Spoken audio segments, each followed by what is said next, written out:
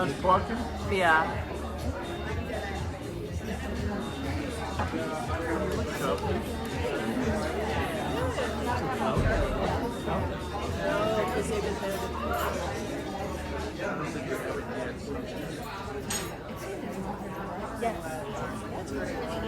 Welcome, everyone.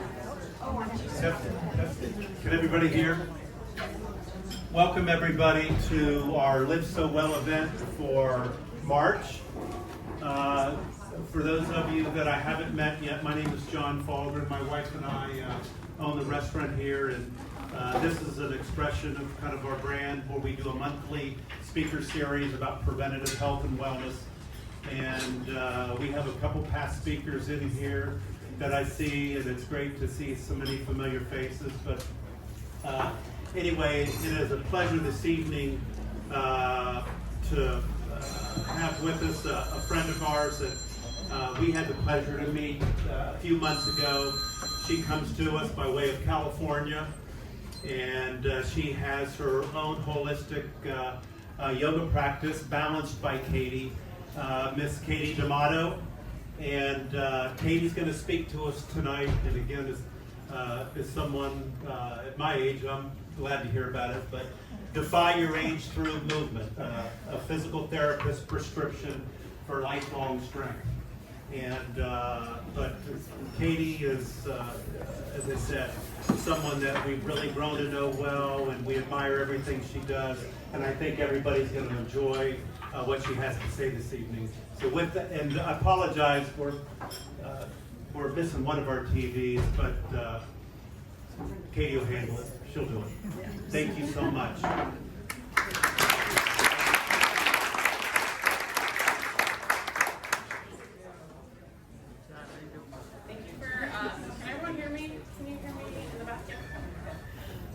Thank you for being here tonight. I'm so excited to present to you. Like John said, I moved here 7 months ago from San Diego, California. I've never lived in Columbus. I'm lucky my family lives here, and I moved here to live closer to them. But when I moved here, it was kind of sudden. I didn't have a plan, which is not like me. And I was one day, I think it was Labor Day weekend, I was in a coffee shop, and I was journaling on just as I was settling in, who I wanted to meet, what I wanted to create here. And what came up for me is to meet and connect and work with people that are intentional about their health. So what does that mean? To me, that means people who will spend resources, energy, time, and even money to not only survive, but to thrive, and who value the fact that health is one of our greatest assets. Not just checking the boxes, but actually being proactive and educating themselves, because knowing that there's something called lifespan, but there's also health span, and that's a quality of life that we have for as long as we want. So thank you all for being here, because obviously I found the people who are interested in that. I found John and Sunny and this beautiful, wonderful place here with that same mission. I found Dr. Chris Huff, who's here tonight. I was on his podcast. He's an interventional cardiologist who spoke here. I found Dr. Marguerite Weston, who's a functional medicine doctor, and she spoke here on cortisol last month. And I just feel really, really fortunate to be here in front of you all tonight. So first I'm going to tell you a story. My first year, it's not my first year being a physical therapist. This is 15 years ago, so we're gonna go back in time. And I was working at this small clinic outside of Boston, Massachusetts, called Marathon Physical Therapy. And as you can imagine, a clinic named Marathon, we treated a lot of Boston Marathon runners, we treated endurance athletes, triathletes, weekend warriors, kind of everybody, but people who were type A, very highly driven, working in Boston, wanted to be better yesterday so they could run the marathon tomorrow type of thing. I have some runners in here, and runners know what that mentality is. And so one day I had this evaluation on my schedule. It was a middle-aged man, let's say in his 40s. I went to meet him and greet him, and he was tall and athletic looking, and his paperwork said that he had ankle pain. So took him back into the treatment space, and we sat down, and I ask the same question I ask every patient, what brings you here today? How can I help you? And I remember like him starting to like ooze this energy of like excitement and inspiration, and like this was like a lifelong dream he had. And he said, you know what? I'm running a 56-mile race in my hometown of South Africa in 3 months. And at mile 20, I get pain right here in my Achilles tendon. And as you can see here, I was taking notes. Like to him, I was looking like, all right, I got this, happy smile, nodding. But inside, so I'm a new grad, and they never went over in case studies that we did in school how to treat somebody to run 20 miles and then to run.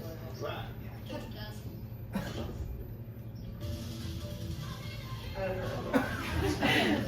So.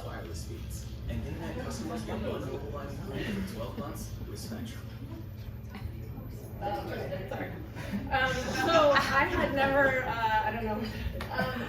never, okay, so I could have him run 20 miles and then he had to run another 26 miles, right? So like, what am I gonna do with this person so he can complete this ultra marathon? So that was working there was a really big crash course, huge learning curve in how to dissect movement, how to know when people have range of motion deficits, flexibility, strength, and really figure out how to help people do the things that they want to do. So this is going to tie into movement, longevity, and strength, and everything that I know about that. So just so you know more about me, I always like to know like the lens that people see the world. So the lens that I see the world and that I see human beings and movement is first living and working in Boston, like I said, a lot of overuse, injuries. And then I moved to Southern California, which was like a dream to live in San Diego. And I lived there for 13 years. And in that part of my professional career, I worked with post-operative patients. So that's kind of like your ortho 1 here. So you go to the orthopedic doctor, maybe you get a rotator cuff repair, total knee replacement, total hip, neck fusion, you name it. I saw it all. And afterwards you come to the physical therapy department and we help you recover. And as I was working there, pretty early on, I realized, hey, there's a theme here. A lot of people I'm seeing who are going through these surgeries are between the ages of 60 and 70. And that seems to be when the body starts breaking down. And I really wish I could have met them earlier in their 40s and 50s and taught them how to take care of their body and create maintenance type of habits so that they didn't have to be in this place. Because at that age, you're trying to retire, so that stinks. You're retiring, you have to go through this major surgery and then recover from it when you should be out enjoying your life. So that kind of planted the seed of what brings me to talk to you tonight about movement, longevity, and being proactive in your health. So after working there, I started my own practice. And it's a physical therapy practice with a blend of holistic care and yoga.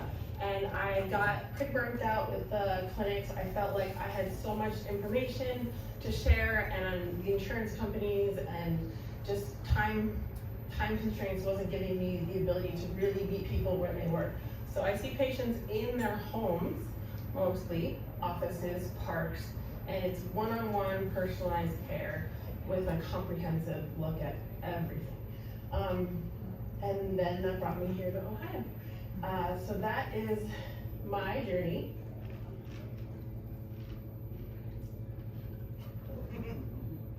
Going backwards. Okay. Let's see if I can get this back. So tonight, 3 things that I really want to zone in on tonight. First, we're going to talk about meaningful movements. Next, we're talking about the signs of aging. And then finally, how to unlock lifelong strength for longevity. So my question to you, we're going to do a little future casting. What activities will be meaningful? I want you to ask yourself, what activities will be meaningful to me in 10 plus years? And we're going to do a little visualization exercise. So for those of you that would like to participate, and I encourage all of us to, I invite you to maybe if your legs are uncross your legs, put your feet flat on the ground, If you feel comfortable, I invite you to close your eyes, rest your hands on your lap or the table somewhere where you can just relax. And I'm gonna ask you some questions. So just take some nice easy breaths, tuning out the outside space so that you can kind of listen to what's inside. And I want you to picture 10 years from now, whatever number age that is, tell yourself that age. And I want you to think about waking up in the morning. Let's say it's a Saturday morning, getting out of bed. I want you to think about what it feels like to take that first step in the morning as you're going to get your morning coffee, what you feel like in your body. I want you to think about where you are, who's around you, and what activities are on your schedule for the day. And really just kind of hone it in on, at this part of your life, what do you want to be available to you? What do you want to be able to do?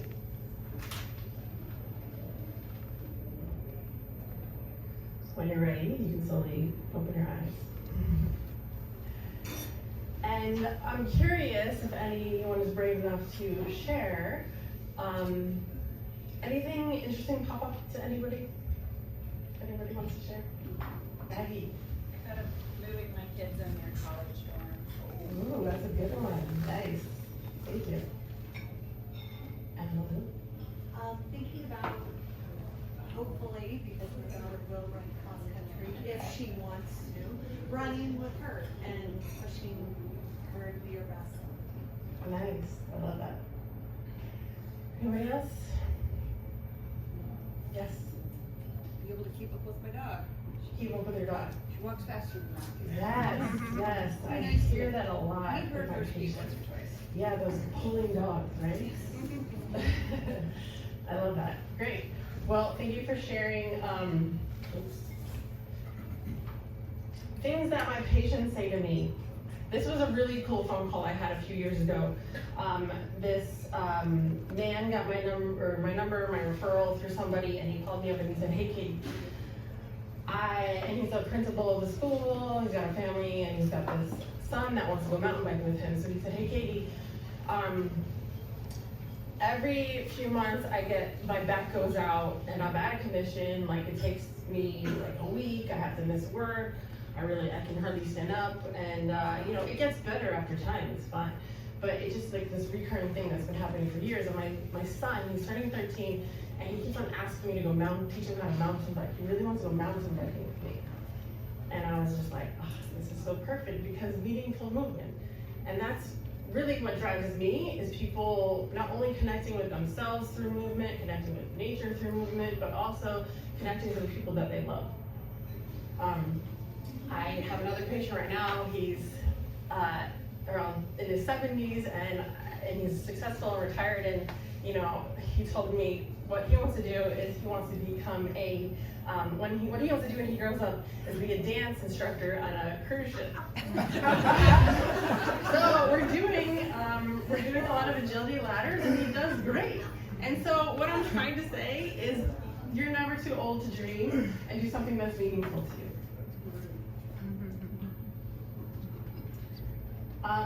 Next question is, what do I need to know about my body as I age?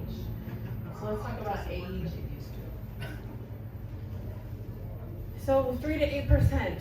After our 30th birthday, we lose 3 to 8% of our muscle mass. So you can see on the graph, for those of you that are visual, you see at age 30 what our leg musculature looks like.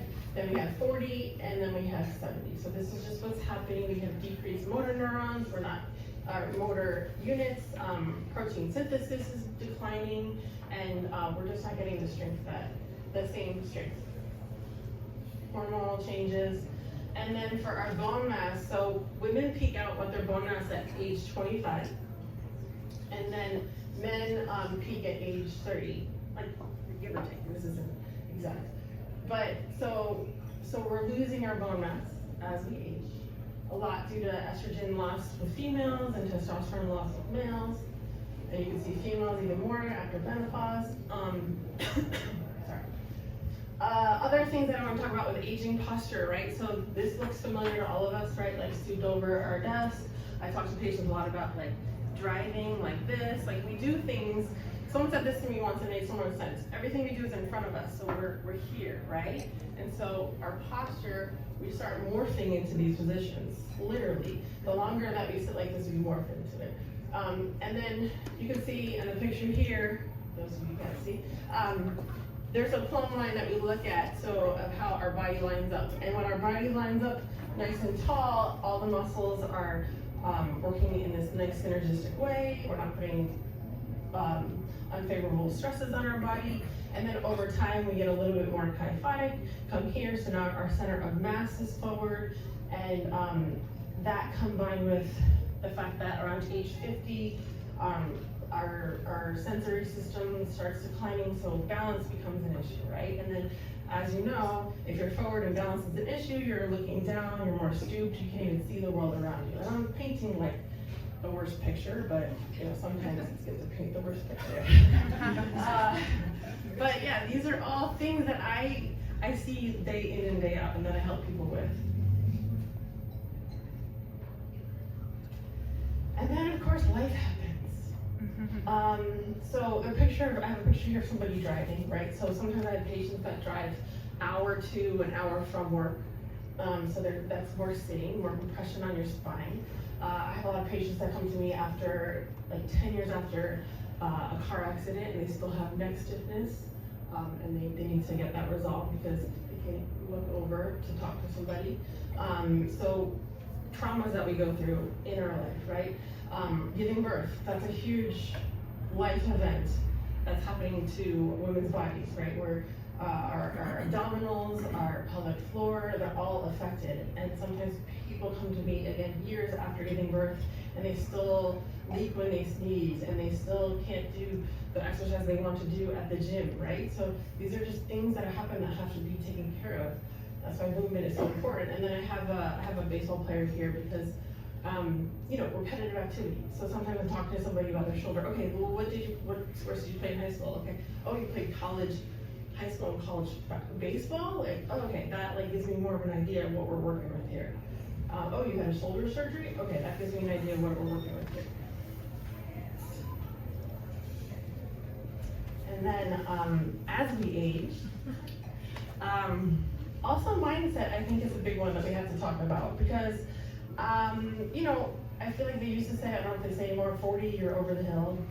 Who knows, 50, you're really over the hill. So like, there's this whole like way society has said, you know, how, you know, what age we are. And so I just kind of sat with that. I was like, okay, so if somebody says, sometimes people say this to me, like, oh, I'm an old dad. Oh, I feel so old today.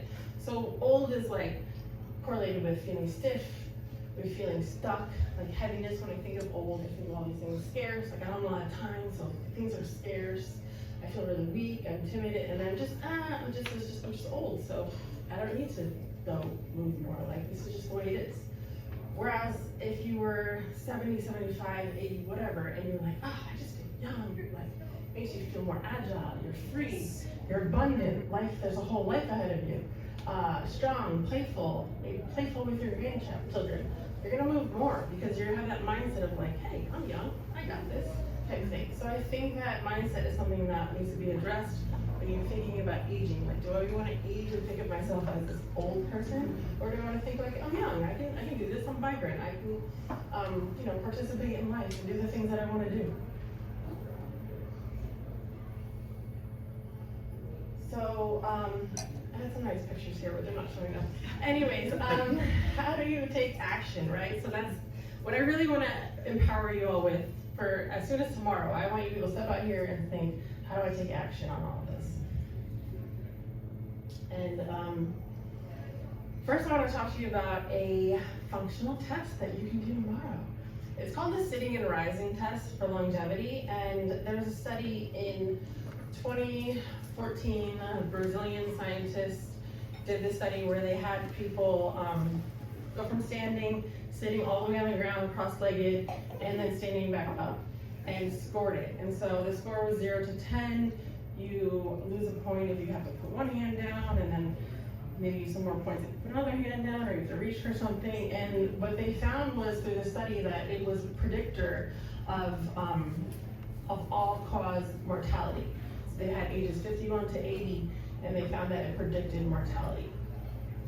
For someone like me who sees people up to age, I've treated 99-year-olds, I don't know if I fully am on board with that, but I do help people get up and down who are in their 80s and 90s, get up and down from the ground, because I do feel like it is very important. And I do think that the strength of being able to rise from the floor, even if you need supports, can tell us a lot about strength, flexibility, and longevity. And you can see yoga. I'm going to make a plug for yoga, because in yoga classes you have to get up and down from the floor. So that's another reason that I think yoga is really nice, because you're getting on the floor, so you're happy. So what I recommend, and I thought a lot about this, I talked to Dr. Huff about this, we get screens, right, from our primary care doctor, our skin doctor, dermatologist, yearly. Well, who watches us move? And when I think about it, I think definitely physical therapists, I think chiropractors watch people move, I think maybe exercise physiologists, personal trainers watching you move. But in general, we're not told, oh, you should have movement screening every year, so and so. But I think that it's really important. I mean, if you can't move, you can't be independent. You can't live your life. You have to have, the independence is huge, and movement is how we access life, right? So one thing I want to make a point of, which I think it's been about the past 10 years, but there's direct access to physical therapy legally in Ohio and many other states. What that means is you don't have to go to see a doctor. You can go straight to a physical therapist. Now, caveat is your insurance company, sometimes insurance want you to have a doctor's referral. We can work around all of that, but you should feel free to just go straight to a physical therapist. And you don't have to have an injury or be in pain. We love people who come because they want to go mountain biking with their child. They have goals, and they just want to get assessed and see just in general, how are they moving, how is this all going. We could look through it and look through all the standards of movement and really tailor a program for you. And to segue in, the first thing we do is do a movement evaluation, and then we quote unquote clean up your movement pattern. So what does that mean? You can see, so some of you can't see, but I have some pictures here. But basically, as we age, we go through life, we develop different movement patterns. The example I have here is probably one of a runner or anybody. I have patients lunge if their knees, I look to see if their knees caving in, or if they're loading over their ankle, what's going on with their hip. Okay, so the knee's gonna cave in, so they might put extra strain on the inside of their knee. They might put extra strain on their plantar fascia.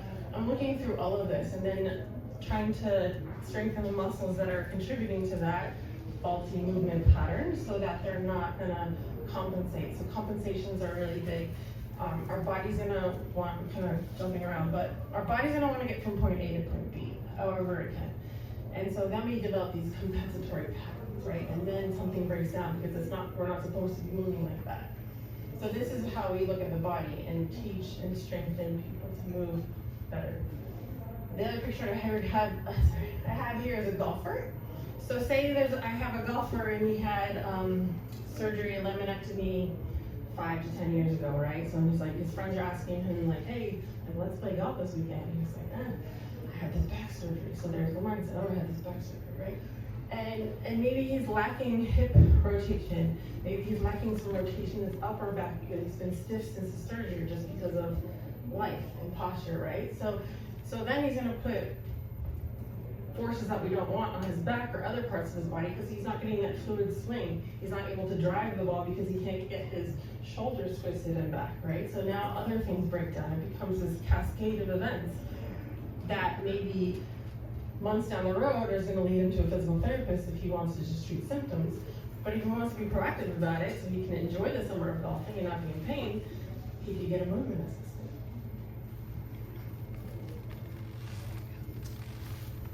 So after we clean up mobility, assess, clean up movement patterns, we start loading. So now that we know that you're moving safely, now how are we gonna load through your joints and muscles? So I have here lift heavy things. Lifting, especially, remember what I said, our muscles, our muscle mass is decreasing, so we need to lift to counterbalance that. But progressively, so you're not gonna come in and I'm gonna tell you, okay, 50 pounds today, like, right? We're gonna go in a progressive sequence, and that's why we're working with professionals. Maggie said that she wants to move her children into college, so that's a lot of lifting. I'm sure we all have situations, moving situations, a lot of lifting, right? So like, how do we train for that? So now we're training for life. Maybe we're not in competitive sports like we were when we were in high school, but we're training for lifting our grocery bags and walking down the street. So there's an exercise for that, kettlebells, right? Farmers carry. We're picking up a kettlebell from the ground, lifting as if we were gonna lift our child up from the ground, teaching people how to do that. Holding our babies, going up and down stairs. So things like this is what we're training for. We're training and loading our body. This slide is awesome.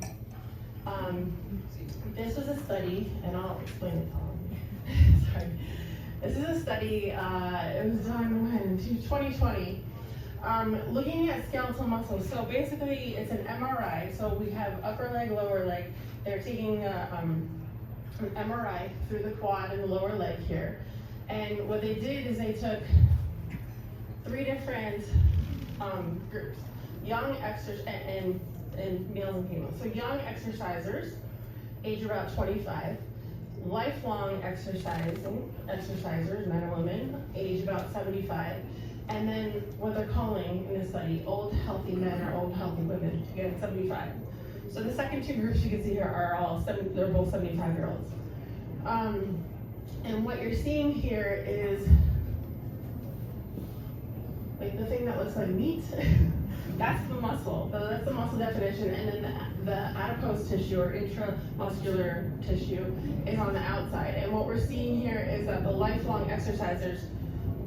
So what lifelong exercise in the study meant was for about 50 years, so about age 25 to 75, they were working out about for 5 days a week, about 7 hours per week.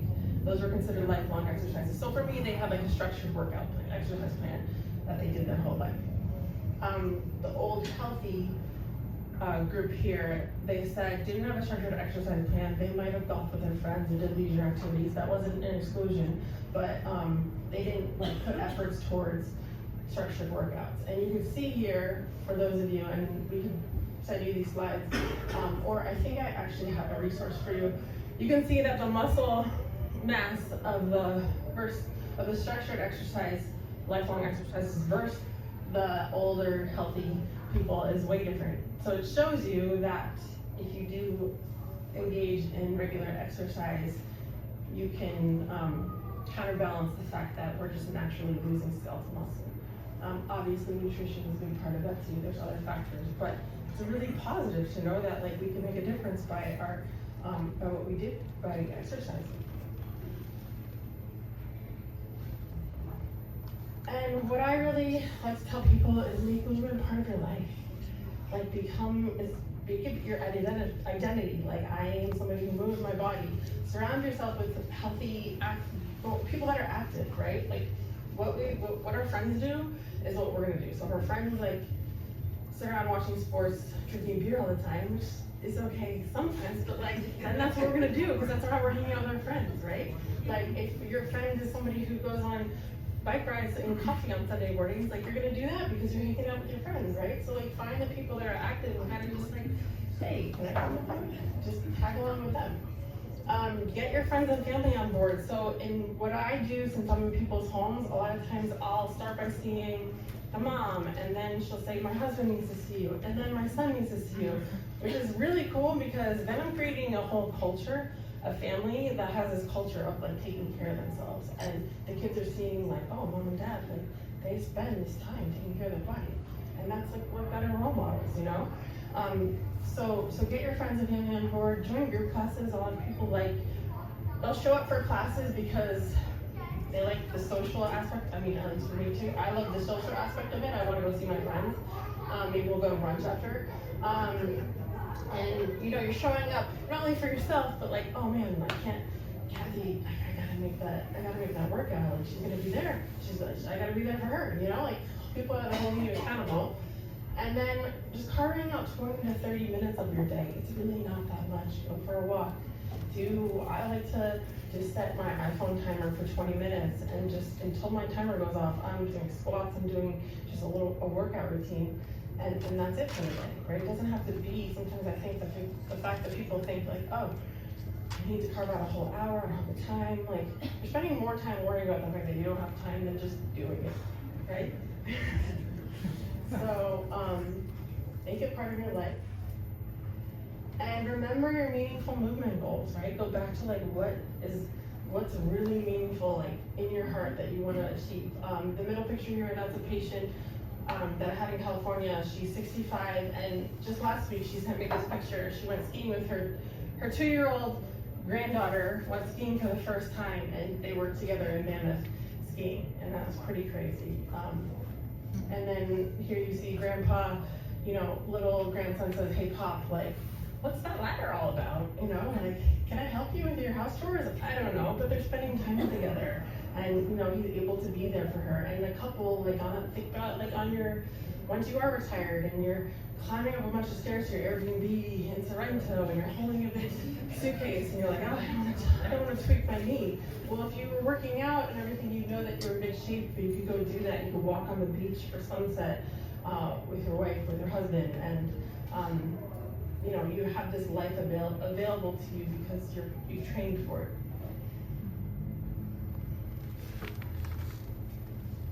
I also think that it's a good idea to gather a wellness team, right? So on one piece of the puzzle, movement, there's also nutrition, cardiology, there's so many factors. And when you go to your doctor, and they're like, oh, your labs look good, and nothing's wrong with you. Find that doctor that's going to say nothing's looking like it's an issue right now, but let's talk about what you really want to do, and let's talk about, okay, you're 45, okay, we should start thinking about these hormones, menopause is coming soon, so maybe we can talk about some hormone replacement therapy. That's not my specialty, but I love a doctor who's like, hey, let's be proactive here. Let's figure out, how we can not only survive, but how you're gonna thrive these next 10 years of life. So find that team. That's huge. And then see if they can talk to each other. Create a comprehensive health program, focusing on maintenance and prevention, right? Not just fixing the problem, but actually figuring out how to maintain and prevent any problems. All right, so as I wrap up, before Q&A, key takeaways. Movement is vital to maintaining lifelong strength. Make movement meaningful, be proactive, and a personalized assessment, treatment, and follow-up care, I truly believe, is crucial.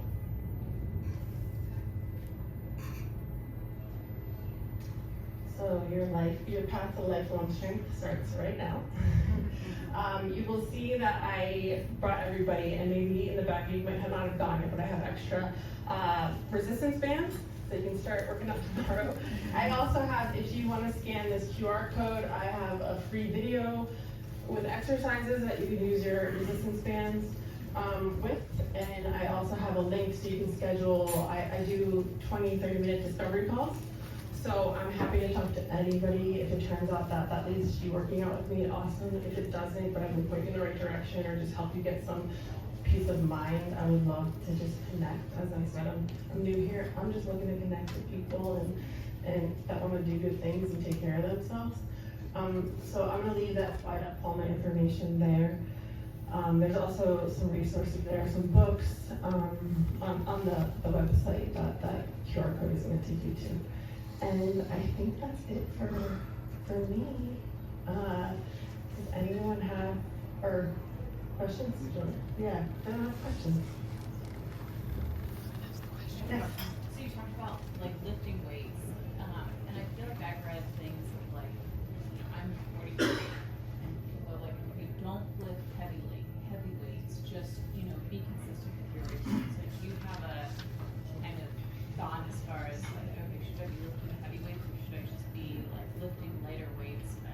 That's a great question. So her question was, she said that she's in her low 40s and she's not sure whether to just lift light weights or whether lifting heavy weights, like I said. And so that's interesting to bring that up because a lot of the research right now, a woman's health, especially with hormonal changes, especially at your age, my age, lifting heavy weights is what they say is shown to be really beneficial. It creates enough of that resistance and power in your muscle, recruiting like brain to muscle, motor units firing to overcome and actually build muscle. So heavier is actually better. Yeah. And I have a book that you should read that is in that resource, Stacey Sims. It's all about what you're asking. Yeah. Does anyone else have a question? Comment, yes? That was great. I really enjoyed it. Yeah. So these movement assessments, Yeah. can you describe in more detail what that would involve, how long it would take? Yeah. Yeah, definitely. A movement assessment, so my assessments are an hour and a half, taking health history, and then a movement assessment is top to bottom. So seeing how you're moving through your neck, seeing how you're moving through your mid-back, low back, bending forward, running back, seeing how you're moving through the shoulders. So going through every joint, range of motion wise, with you standing, and then getting you into showing me how you squat, showing me how you lunge in multiple directions, how your balance, single leg balance, then getting you on the table, doing some passive range of motion, so getting you into stretches, and really dissecting. What I'm looking for is if anything stands out, like say your hip flexors are tight or your core is weak, and then I start zoning in on that and really diving in. And then after the assessment, we sit down and we talk about like, okay, as you're training for that 5K that's coming up, or as you want to lift up your 3-year-old grandson and you're worried about it, like these are what I want you to focus on, based on what I saw. And I think that's where I take it. And that runner completed his race, and the thing is that I was able to dissect what was causing him to have that pain and really get specific to him, individualized to him. It's not something he's gonna find on YouTube. And another thing, one more thing I knew I wanted to talk about is that a lot of times the Peloton app, we're doing a lot of online exercises, which is great. I love that we have that resource, but nobody's watching you. So that's what's difficult. Unless you're watching yourself in the mirror, no one's watching you move if you're just relying on watching a video. So just making sure that you have eyes on you is important. Yes. Talk a lot about losing muscle mass. Is there an age at which you can no longer gain muscle mass? No, you can continue getting muscle. Yeah.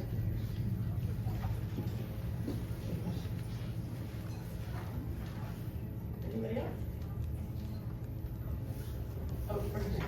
So having something to a new city. Yes. And needing to build community around the ship, I'm guessing it's from scratch. Yeah, yes. What are your favorite ways to do that? People who are like me. Oh, okay. Her question was moving to a new city and wanting to meet people that are like-minded that move. What are the ways that I found like-minded people who move? The group in there is giggling because I found them through ice plunging. I do that every week, and sauna. And then, let's see, I just check out different studios and, how do I know people? Yeah, I don't know. I pretty much, I like to, with people that I align with, talk to them about where they go. I do volunteer class, so I've tried out different yoga studios, Pilates studios. That's been really helpful. Yeah, just knowing what I like to do and putting myself out there. Yeah. Thanks for asking. Yeah. You seek like a balance between strength and flexibility and cardio. I mean, Yes. is that the goal? Yeah, like what I said I think those are the main things, yeah. And as you can tell, Balance is my company. I grew up as a multi-sport athlete, and I kind of had that belief that if you do different things to your body, it's going to react in different ways. So I think finding A, what you enjoy doing, but B, making it variable. So working on your balance, maybe it's a yoga class, right? Maybe that's your balance practice. Working on your strength through lifting. I mean, I kind of go through all of it, kind of take inventory, like, am I working on my agility today? Am I working on, but if you're asking strength, balance, cardio, yeah, because cardio is going to be your endurance, strength is going to be your power, and balance is going to help you stay upright, yeah. Yes. You often hear the difference between repetition versus a heavier weight. Small weight, repetitive versus heavy weight a few times. Comment. So, like I said earlier, the newer studies are showing heavier weight fewer times. Heavier weights fewer times. Yeah. However, everybody's individual. So I kind of really, that's what the research is showing, but I don't know your body, so I say that, but then I'm always kind of, it depends. But if that's what you're asking, yes. Is there such a thing to that theory that you have to be able to lift at least 8 times, but if you can lift it more than 12, you probably should have weight not more than that? What I prescribe to is you're doing 2 sets of 15 or 3 sets of, well, it's knowing your body when you fatigue. And so if you're doing 2 sets of 12 and the last 3 reps of the second set are difficult, you're in a good place. So you want to get to that fatigue. Yeah. Are there any social media people you're drawn to or say stay away from these folks? I like Dr. Peter Attia. I like Dr. Stacy Sims, who's doing the female health. Yeah, I guess we have to talk about that. Maybe send me your list and I can let you know. Thanks for asking. Yes? Let's say my shoulder was bothering me. Yeah. How do I know when I should call my regular doctor versus when I should talk to you? You should talk to me. I'm not just saying that because I'm standing here, but I will tell you, and maybe Dr. Hoff can say this, how much training did you get on how to treat shoulders in medical school? Yeah, but close to 0. Yeah, so the doctor's gonna screen you, maybe give you some exercise sheets and a mental medication, but they're not gonna go as in depth, so thanks for asking. Is that it? Oh, my knee. This might be a more personalized question, but I'm trying to lift heavier, but every time I do that, I feel really inflamed for a couple days. Okay. And try to hydrate. Is that normal? Should I be doing it? So she's saying that she's trying to lift heavier, but she feels fatigued or dehydrated? Inflamed. Inflamed for a couple days? Yeah. Yeah, and she's asking if that's normal. That might be out of my wheelhouse. I mean, what I would just say is listen to your body. If you feel inflamed, it's probably not a good response. So you have to, I would probably try to want to talk to your doctor or, go through some research. So I can't really pinpoint that right now, but it's definitely something worth switching it up because you don't want to feel like that. You should feel energized. Yes? Question about nutrition. So I think as a big part of movement is also you have to eat well, diet. Yeah.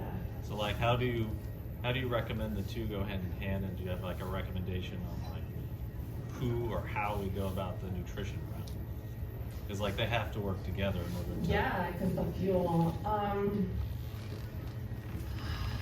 I have met a few nutritionists here. So you think a nutritionist is finding a nutrition? Yeah. I didn't talk much about nutrition, but if I could, and if I had extensive, studies on nutrition and felt like I was able to sit here, to be up here presenting about nutrition, I would, but I'm not. I know what works for me. I know balance, but nutrition is a huge piece of it. What you eat before, what you eat after. I mean, sleep's a huge piece too. So that's why I say get your wellness team. Like interview your people and see if that is a good fit for you. But that's a good question. Okay, thank you everybody.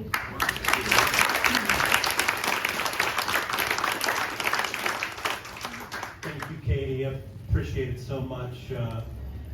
For anyone that didn't get a card in front of you, but if anyone would like to reach out to Katie, please give her a call, email her. She is fantastic at what she does. I want to say a couple things, and I want to follow up and speak to a little bit about what this whole thing is about.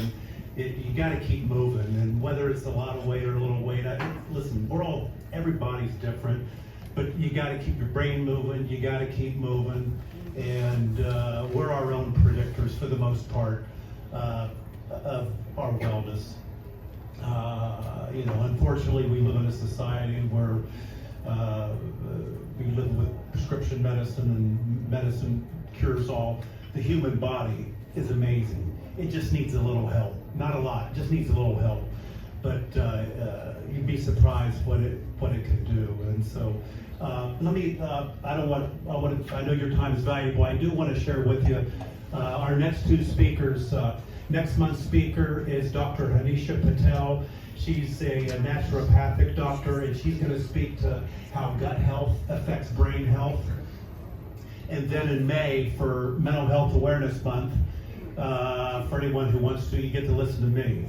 My wife and I are going to talk. It'll be the first time we've spoken, but the reason why we're all here, and when we put this restaurant together, we started out with a vision statement, and the vision was to improve the mental health of humanity by the food we eat. You talked about nutrition, but it's stress it's preventative health, it's movement, it's stress management, it's socialization. The longest living people in the world, in the what you've all heard now, the blue zones, they don't lift a lot of weight, but they're moving all the time. And it's socialization, but it's a lot of those things. But what we're going to speak to in May for Mental Health Awareness Month, the underpinning of this whole brand, I can't talk about the restaurant without talking about the Wall of Hope, and which is our 501c3, but it really is everything we do. It has a twofold mission, and that's to educate our community that we live in here about the evidence-based relationship that food has with mood and cognitive brain functionality, and then B, to feed Columbus families that are facing an immediate mental health crisis. And hopefully none of you have been on this journey, but if you have, when you're in a mental health crisis, the last thing you think about is eating, and much less with a nourishing meal like we do here. But as I said, this is a very purposeful journey that we're on here, and it really is to heal through the power of food, along with all these other things, movement, what Katie spoke to.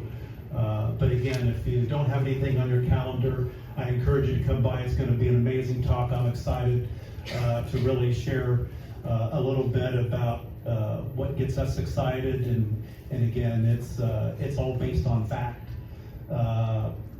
and evidence. So anyway, but listen, we're grateful for your time. You all have a lot of things to do, but the fact that you spent an hour of your time with us tonight, as I said, we're very grateful for that, and we hope that you come and see us again. Thank you, everybody.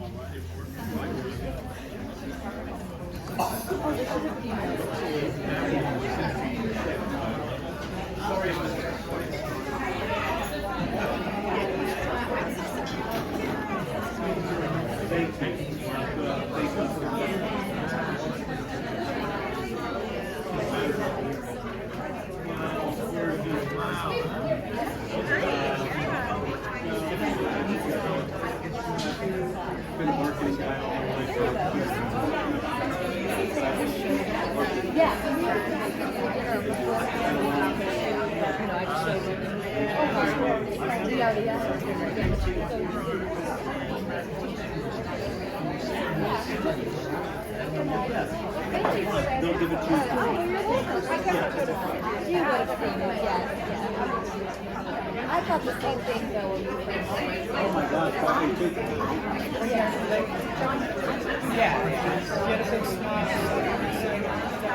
Oh, no, we're not related. No, I thought you meant us. I thought you were related, yeah. He's super innocent.